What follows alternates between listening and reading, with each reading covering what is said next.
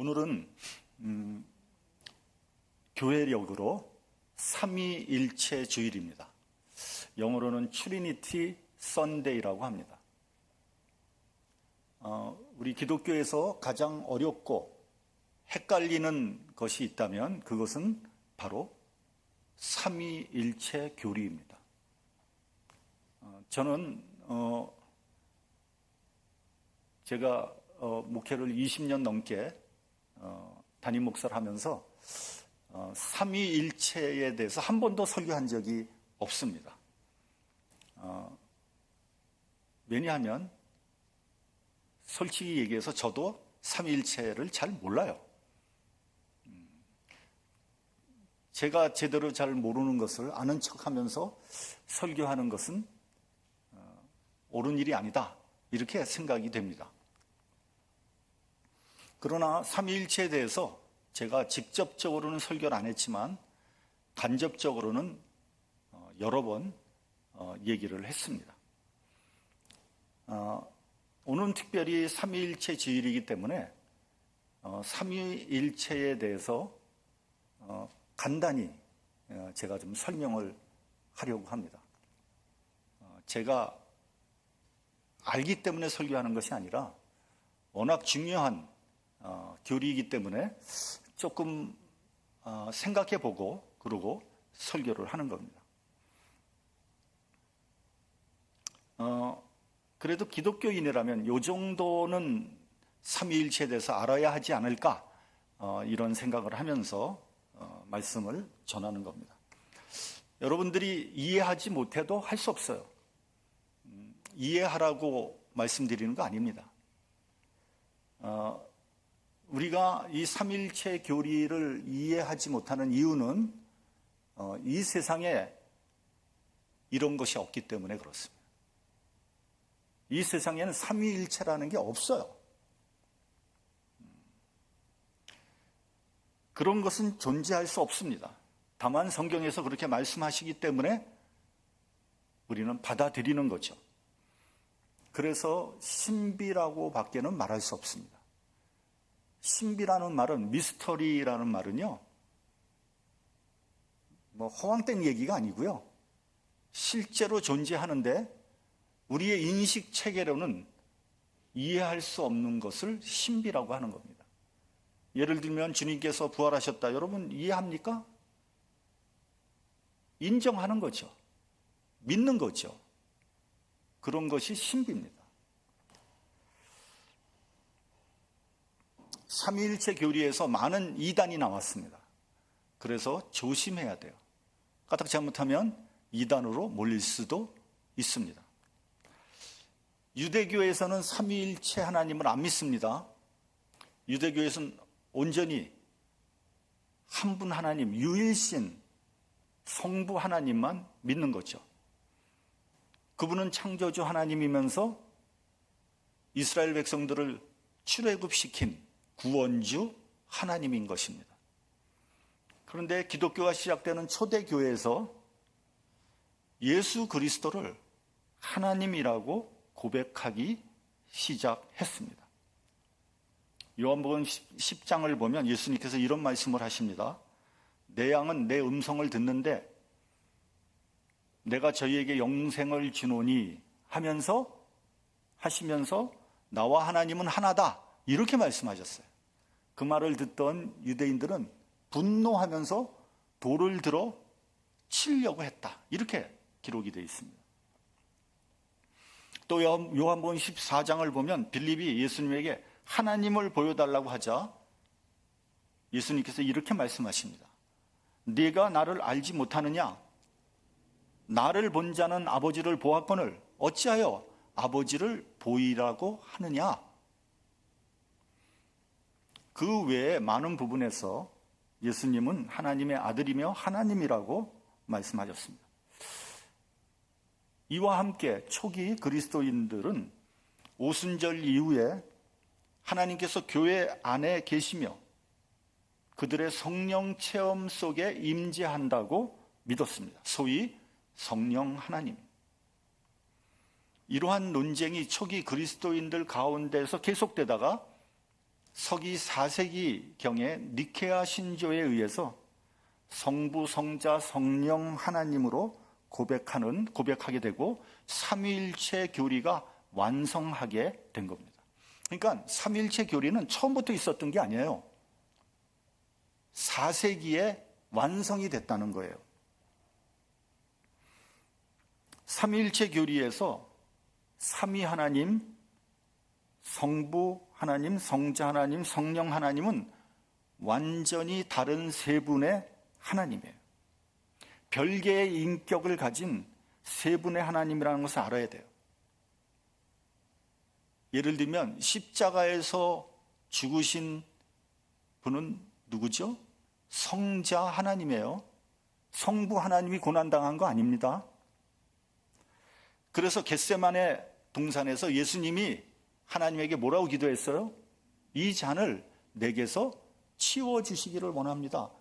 만약에 성부 하나님, 성자 하나님이 같은 분이라면 같은 분이 같은 사람에게 기도하는 난센스가 되잖아요. 완전히 다른 분이라는 거죠. 그리고 예수님을 부활시키신 분은 성령 하나님이에요. 역시 다른 분이에요.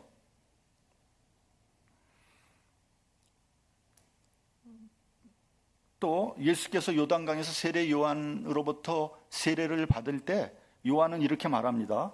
나를 보내어 물로 세례를 주라 하신 그 이가 나에게 말씀하셨다. 여기서 요한이 말한 그 이는 바로 성부 하나님입니다. 그리고 세례를 받은 분은 예수님 성자 하나님이죠. 그리고 성령 하나님이 비둘기같이 하늘에서부터 내려와서 그 위에 머물렀다. 서로 다른 분이에요. 성부 하나님이 제일 높고 그 다음은 성자고 그 다음은 성령이 아니에요. 같은 하나님이에요. 근데 서로 다른 하나님이에요. 삼위예요. 삼위. 거기까지는 그래도 이해가 되죠. 여러분들 다 알만하죠. 근데 그 다음이 문제예요. 그 다음이 진짜 어려워요. 그렇다고 이분들이 삼신이 아니라는 거예요. 이분들의 본질, 영어로는 에센스, 실체, substance가 한 분이라는 거예요. 각각 다른 하나님인데 그분의 본질이 한 분이라는 거예요. 그렇기 때문에 세 분의 신, 삼신론이 아니라 일신론이 되는 거예요. 어렵죠? 그리고 이분들은 서로의 안에 거하신다 이렇게 말합니다. 영어로는 indwelling이라는 표현을 씁니다. 대단히 까다롭죠? 서로 안에 거하신다 이런 거예요. 전혀 다른 분이 같은 본질이기 때문에 서로 안에 거하신다. 그래서 예수님을 보면 하나님의 영광을 볼 수 있게 되는 거예요. 왜냐하면 그 안에 거하시니까 말이죠. 그래서 나를 본 자는 하나님을 보았다 이렇게 말씀하신 거예요. 사도 바울은 골로새서 1장에서 그는 보이지 아니하시는 하나님의 형상이다 이렇게 표현을 했습니다. 근데 이렇게 설명하는 저도 사실 잘 모르겠어요. 솔직한 이야기입니다. 오늘 본문 19절에 보면 아버지와 아들과 성령의 이름으로 세례를 주라고 했습니다. 삼위일체 하나님을 설명할 수 있는 대표적인 구절입니다. 오늘은 삼위일체를 이 정도로만 하겠습니다. 더 이상 하면 제 머리에 쥐가 날 것 같아가지고 그만 여기서 그치겠습니다. 우리 본문 18절 같이 봉독을 하겠습니다. 자, 시작. 예수께서 나와 말씀하여 이르시되 하늘과 땅의 모든 권세를 내게 주셨으니. 여러분, 예수님은요 육신적으로는 요셉이 아버지였고요 마리아가 어머니 그 사이에서 태어나서 이 땅에 오셨어요. 요즘 말로 말하면 조금 좀 불경한 단어를 좀 쓴다면 요즘에 이런 말 잘 쓰더라고요. 듣보잡,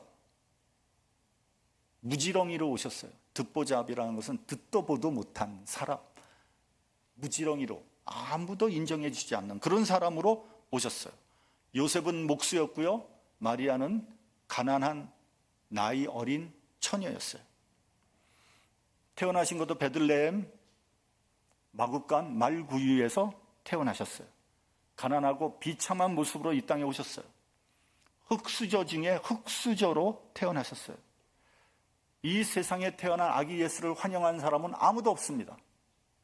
굳이 말하자면 하늘의 천사들이 찬양했고요, 동방 박사들이 찾아왔습니다.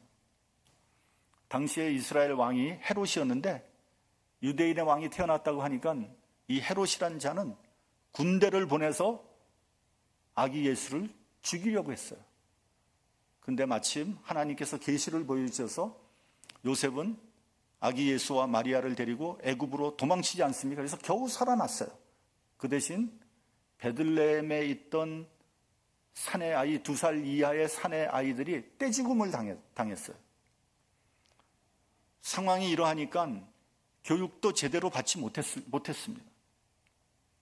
아무런 배경도 없었고 아무도 인정해 주지 않았어요. 더구나 종교 지도자들이나 권력자들은 거들떠 보지도 않았어요. 그러나 예수님의 가르침은 영감이 넘쳤습니다. 병자와 장애인, 귀신 들린 자들을 고쳐주셨어요. 그리고 가난한 자와 소외된 자, 과부와 고아와 늘 함께 하셨어요. 수많은 이적과 기사를 베풀었어요. 그러니 이스라엘에 소문이 났어요. 예수라는 사람은 메시아다. 사람들이 구름대처럼 몰려들었어요. 그러나 예수님은 섬김을 받으려고 오지 않았고 섬기려고 오셨다고 했어요. 이사야서를 보면 예수님은 고운 모양도 없고 풍채도 없은즉 우리가 보기에 흠모할 만한 아름다운 것이 없다고 그랬어요. 고운 모양이 없어요. 풍채도 비리비리해. 흠모할 만한 게 없어요. 외모로 보면. 그리고 멸시를 받아서 사람에게 싫어버린 바 되었고 그를 귀히 여기지 않았다. 사람들이 보면 싫어했어. 아유, 뭐 저렇게 생겼어? 아무도 그를 귀하게 여기질 않았어요. 예수님의 외모는 보잘것이 없었고 빈티가 났어요. 막 가난이 줄줄 흘러. 비쩍 마르고 얼굴엔 막 기미가 끼었을 거예요. 저는 이 부분에서 생각나는 사람이 한 사람이 있습니다. 예수님과는 감히 비교할 수도 없지만 우리나라에 천상병이라는 시인이 있습니다. 여러분 뭐 들어보신 분들 있으리라고 생각을 하는데 이분은 서울대학교 상대 경제학과를 다니다가 중퇴를 했어요. 동백님 간첩 사건에 연루되어서 6개월간 모진 고문을 당했어요. 그래서 아기를 낳을 수 없게 되었어요. 그러니까 남자 구실을 못하게 된 거예요. 얼마나 고문을 받았는지. 물론 억울하게 누명을 쓴 겁니다. 그때는 권위주의 독재 시대였기 때문에 그런 일들이 많이 일어났습니다. 이분이 그렇게 못생겼어요. 사진 한번 띄워보세요. 이분의 사진, 이분이에요. 어떻습니까? 참 못생겼죠?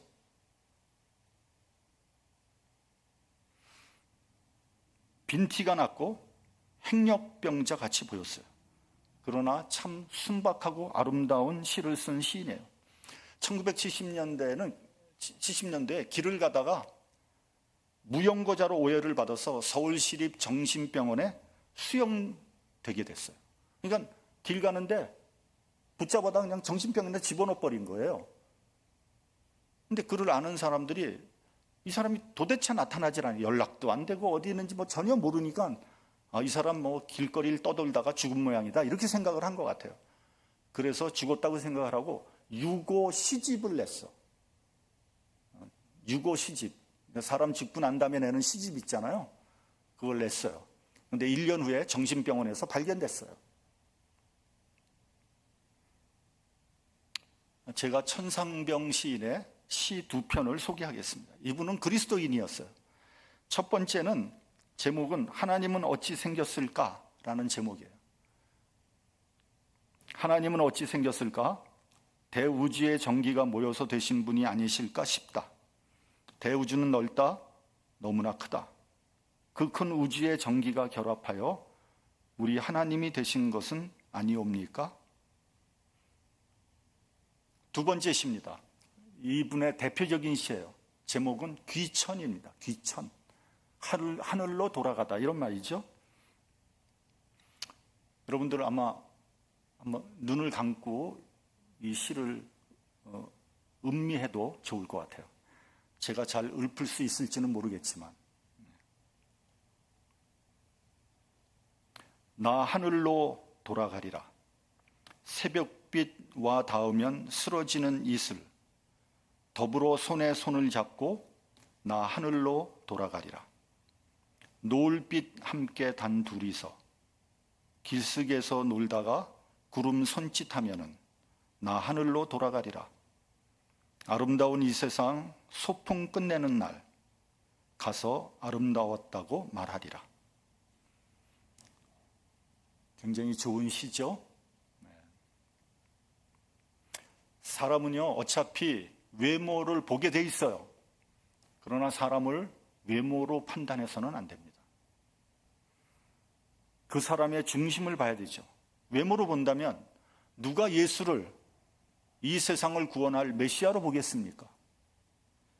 외모로 본다면 누가 예수님을 왕 중의 왕으로 볼 수 있겠습니까? 예수님은 제자의 배신과 종교 지도자의 모함으로 십자가에서 못 박혀 죽고 말았습니다. 가장 낮게 오셔서 온갖 고난과 핍박을 받았습니다.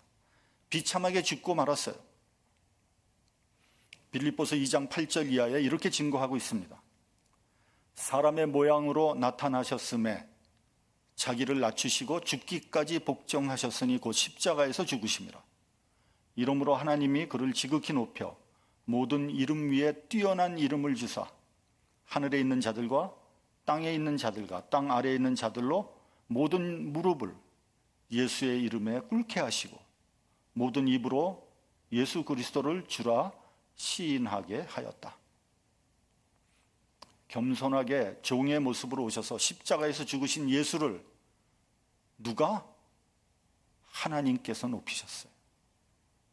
사람이 높인 게 아니라 하나님께서 높여주셨어요. 사람들은 예수님을 무시하고 혐오하고 함부로 취급했지만 하나님은 모든 이름 위에 뛰어난 이름을 주셨습니다. 본문에서는 하늘과 땅의 모든 권세를 예수님께 주셨다고 그랬어요. 하늘의 권세는 물론이고 땅의 권세, 그리고 지옥의 권세까지 예수님께서 가지고 계십니다. 그러므로 모든 권세자들은 주님 앞에 무릎을 꿇을 수밖에 없습니다. 악의 권세가 한때는 무소불위의 권력을 휘두를지 모르지만 결국은 다 무릎 꿇게 될 것입니다. 예수께서 심판하실 것이고 그 심판을 거부할 사람은 그 누구도 없습니다. 그러므로 세상 권세를 두려워할 필요가 없어요. 걱정, 근심, 불안에 휩싸이지 마십시오. 거짓과 죄를 물리치십시오. 죽음에 주눅들지 마십시오. 진리의 편에 서십시오. 예수께서 여러분에게 악한 권세를 이길 수 있는 힘과 능력을 주실 겁니다. 결국 하나님의 자녀가 승리할 것입니다. 오늘 본문 19절과 20절을 보면 네 가지의 명령을 하십니다. 첫째는 가라, 둘째는 제자 삼어라, 셋째는 세례를 주라, 넷째는 가르쳐 지키게 하라. 그 중에 두 가지만 우리 생각해 보도록 하겠습니다. 첫째는 제자 삼으라 그랬어요. 여러분, 제자는 어떤 사람입니까? 스승으로부터 배우는 사람이 제자죠.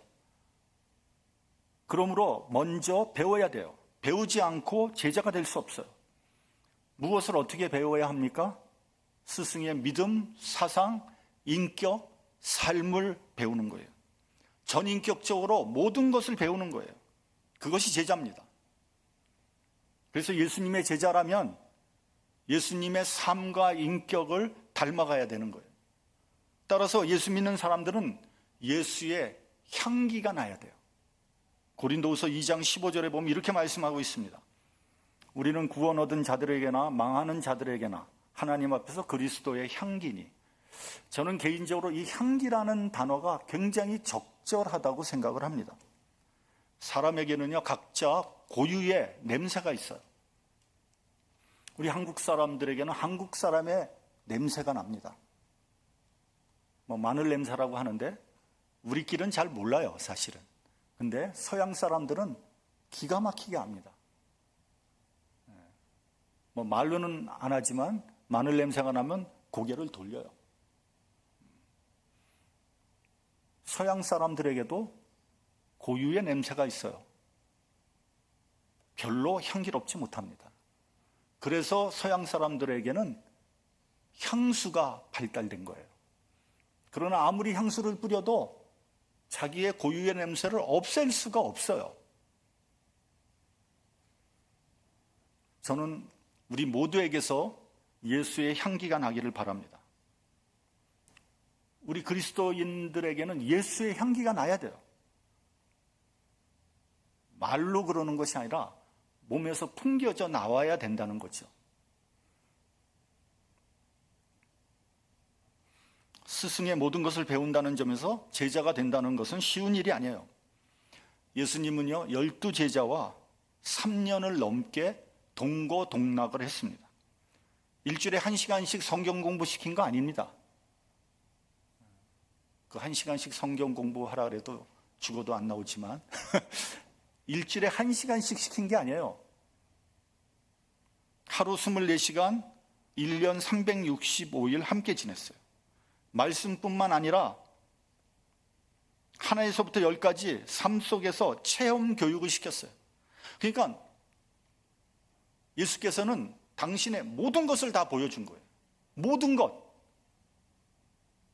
아침에 일어나서부터 밤에 잠들 때까지 모든 것을 다 보여주셨어요. 그런데 제자들은 예수를 누구라고 고백했어요? 하나님으로 고백했어요. 얼마나 대단한 일입니까? 아마 우리 같으면은 하루 종일 같이 있으면 피곤하다, 좀 떨어지고 싶다, 아마 이럴지도 몰라요. 예수님은요 3년을 넘게 12제자와 같이 살았어요. 도제 교육이라는 게 있습니다. 영어로는 어프렌티스라 그러는데 장인이 되기 위해서는 이 도제 교육을 받아야 돼요. 이 장인이 되려면 어려서부터 혹독한 훈련을 받아야 돼요. 똑같은 훈련을 반복해서 합니다.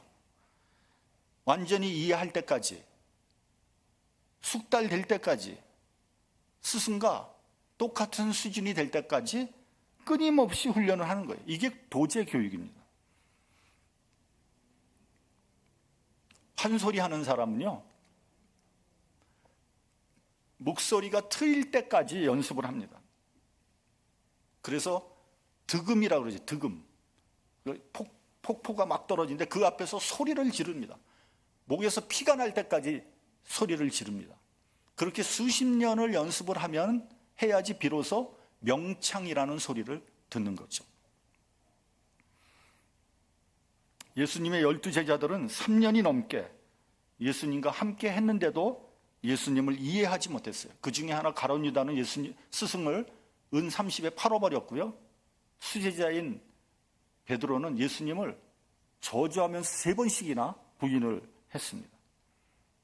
그리고 예수께서 십자가에 못 박히실 때 12제자들은 다 도망치고 말았어요. 이와 같이 예수님의 제자가 된다는 것은 쉬운 일이 아닙니다. 희생해야 되고 고난을 견뎌야 합니다. 예수께서 제자들에게 나를 따라오려거든 자기를 부인하고 자기 십자가를 지고 나를 좇으라고 했습니다. 나는 예수님의 제자인가? 한번 생각해 보시기 바랍니다. 성경을 조금 안다고, 성경 공부를 좀 했다고, 직분이 있다고 신령한 채 하지 마시기 바랍니다. 아는 채 하지 마시기 바랍니다. 나는 나를 부인하고 나의 십자가를 지고 예수를 따르고 있는지 깊이 생각해야 합니다. 한국에 사랑의 교회라는 교회가 있습니다. 고 옥하는 목사님은 제자훈련이라는 프로그램을 개발해서 많은 사람에게 제자훈련을 시켰습니다. 그 교회는 제자훈련을 통해서 수만 명에 이르는 대형 교회로 부흥했습니다. 그런데 옥 목사님이 나중에 이렇게 수레하였다고 합니다. 내가 실시한 제자훈련은 실패했다. 제자를 만드는데 실패했다고 자인한 거예요. 저는 솔직한 고백이라고 생각을 합니다. 그렇다고 해서 그 제자훈련이 잘못됐다는 건 아니에요.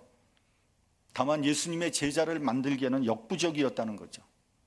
여러분, 제자는 그렇게 대량으로 만들 수 있는 게 아니에요. 공장에서 물건을 찍어내듯이 제자를 만들 수 있는 것이 아닙니다. 예를 들면 예술가가 자기의 정성과 열정과 혼을 다 쏟아 부어서 작품을 만들지 않습니까? 제자를 만든다는 것은 그와 같은 거예요. 그렇게 만들어내는 작품은 평생 몇 개 되지 않습니다. 제자도 그런 겁니다. 그래서 예수님도 12제자밖에는 만들지 않았어요. 예수님이 능력이 없어서 12제자만 만들었겠습니까? 수만 명의 제자 만들려면 얼마든지 만들 수 있었겠죠. 그런데 자기가 뭐라고 수만 명의 제자를 만들어냅니까? 그것들이 혹시 불량품이 아닌가 생각해 봐야 돼요. 불량품 제자 아닌가? 좀 경솔한 발언인지는 모르지만 저는 대형 교회가 기독교를 후퇴시키고 있다고 생각을 합니다. 왜냐하면 수많은 불량품 그리스도인을 만들어내기 때문입니다. 이름뿐인 그리스도인, 무늬만 그리스도인, 온갖 세상적인 탐욕으로 가득한 자기중심적인 사이비 그리스도인을 양산해내는 것은 아닌가 걱정돼요. 교회는 나오고 있지만 무당을 섬기는 샤머니즘과 별로 다르지 않는 그러한 그리스도인들을 만들어내지 않나, 그런 생각이 듭니다. 그래서 하나님께 영광을 돌리기는커녕 욕만 얻어먹는 거죠. 윤리 도덕적으로 세상 사람들보다 못한 그리스도인들이 많이 있습니다. 부끄러운 줄 알아야 합니다. 제자를 삼기 전에 내가 먼저 제자가 되었는지를 되돌아봐야 합니다. 사도 바울은 나를 본받으라고 사자후를 토했습니다. 나를 본받아라. 여러분, 얼마나 대단한 발언입니까? 나를 본받아라. 여러분, 나를 본받으라고 말할 수 있겠습니까? 여러분들 자녀에게 나를 본받으라고 말할 수 있겠습니까? 혹시 제발 나는 본받지 말아줄래? 그렇게 말하고 싶진 않습니까? 우리 본문 20절을 같이 봉독을 하겠습니다. 본문 20절.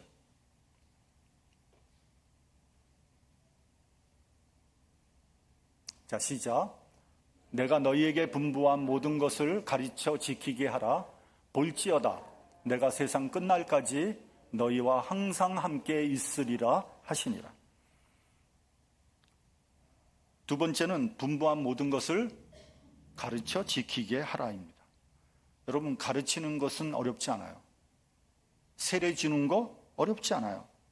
그러나 가르친 것을 지키게 하는 것은 어렵습니다. 왜냐하면 내가 먼저 본을 보여야 하기 때문입니다. 내가 먼저 가르친 대로 살아야지 제자들에게 가르친 것을 지키라고 할 수 있지 않겠습니까? 나는 엉망으로 살면서 자녀들에게 하나님 뜻대로 살라 그러면 그게 먹히겠습니까? 부모는 앉아서 TV만 보면서 자녀에게 공부하라고 종용을 하면 그게 먹히겠습니까? 내가 학교 다닐 때 나 공부 잘했거든? 자녀들이 그거 듣겠습니까? 속으로 말은 못해도 속으로는 웃기네. 그럴 거 아니겠어요?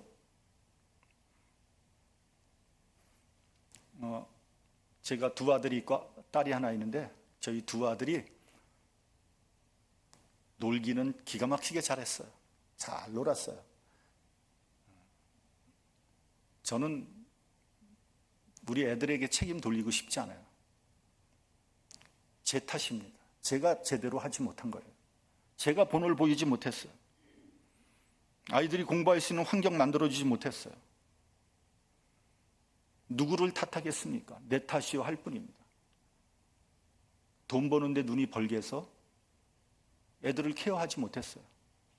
그 다음에 목회하는데 정신이 없어서 자녀들을 제대로 케어하지 못했어요.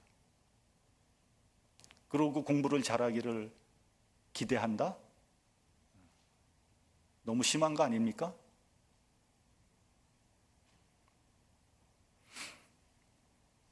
여러분, 이런 말이 있습니다. 한 사람이 그리스도인이 되기 위해서는 그 사람 뒤에 훌륭하고 모범적인 그리스도인이 있다. 여러분, 한 사람의 그리스도인이 그냥 만들어지는 것이 아닙니다. 자기 스스로에게 한번 물어보시기 바랍니다. 나는 제자인가? 나는 성도인가? 부끄럽고 죄송하지 않습니까? 수십 년을 예수님을 믿었는데 아직도 제자가 되기에, 성도가 되기에 턱없이 부족합니다. 그러나 실망하지 마십시오. 내가 세상 끝날까지 너희와 항상 함께 있을 거라고 약속해 주셨습니다. 그러니 지금부터 제자가 되기를 다짐하십시오. 다시 시작하십시오. 쉽지 않을 겁니다. 나는 부족하고 약합니다. 고백하시기 바랍니다. 때로는 쓰러지고 좌절할 수도 있을 겁니다. 그러나 그때마다 주님께서 힘을 주실 겁니다.